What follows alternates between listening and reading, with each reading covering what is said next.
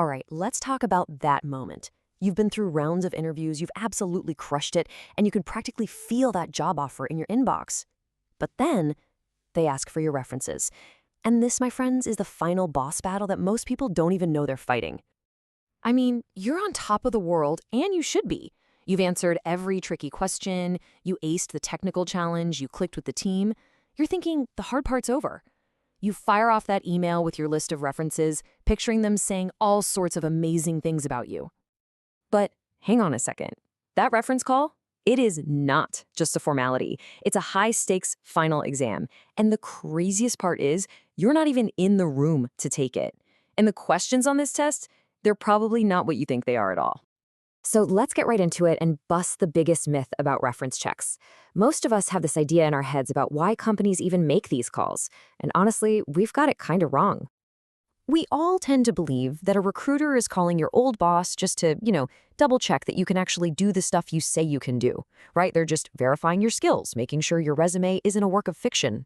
I mean, it seems logical, but it's not what's really going on. Just think about it for a second. This company has probably spent hours, maybe even days, interviewing you. They've put you through the ringer with case studies, technical tests, portfolio reviews. They've already kicked the tires on your skills. Why would they do all of that just to call someone else and ask, so, are they any good? It's totally redundant. So if they're not really there to check your skills, then what on earth are they doing? Well, this is where we get into the real game. The reference check is often a masterclass in misdirection, a kind of smokescreen to find out what they really want to know. So the recruiter might start with a really soft, easy question like, so tell me, were they good at their job? But that question is just the smokescreen. What they're really doing is hunting for red flags. And this is so important to understand. At this final stage, they're not looking for more reasons to hire you. They are looking for one single reason not to. So what kind of red flags are we talking about? Well, it's almost never about whether you could write code or manage a spreadsheet. It's about the stuff that can absolutely poison a team. Are you a headache to manage? Do you not play well with others? Do you have a negative vibe? Do you get defensive with feedback? These are the landmines that hiring managers are desperate to avoid stepping on. Now, the recruiter might have a whole friendly chat with your reference, but really, the entire thing is engineered to get the answers to just two, absolutely critical questions. These are the only ones that really count. Seriously, all the small talk, all the how is it working with them stuff, it's all just a warm-up. Forget all the other noise. Your shot at this job, that offer letter you're waiting for, it all hangs on how your references answer these next two questions. Okay, here's the first one. This is the knockout punch. Would you hire them again?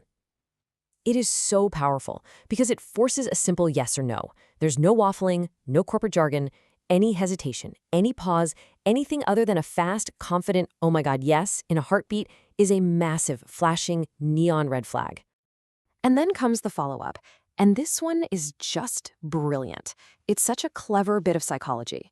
It sounds so positive, right? Like, hey, just give me some friendly advice.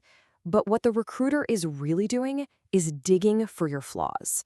An answer like, oh, they work best when you give them very clear, detailed instructions. Well, the recruiter hears, this person needs to be micromanaged. It's designed to expose every single quirk and potential point of friction. So, hearing all this might feel a little scary, but here's the good news. Now that you know the real questions on the test, you can actually study for it. You can't just toss a list of names over the wall and hope for the best. You need a game plan. So let's build one right now. Okay, it's this simple. 3 steps. 1. You need to choose people who would enthusiastically, without a single doubt, say yes to hiring you again. Not just, yeah, sure, but absolutely. 2. You have to prep them. Don't just ask them to be a reference, coach them. Tell them, look, they're going to ask you if you'd hire me again, and they're going to ask what my next manager should know. And 3, help them answer that second tricky question. Give them the actual words to use. Remind them of a time you took feedback really well or collaborated on a tough project. Arm them with your best stories. So, the next time you're getting ready to hand over that list, ask yourself this. Are these people just nice colleagues, or are they prepared to pass the real test? Because at the end of the day, getting the job doesn't just depend on your performance in the interview, it depends on how well your references perform on theirs.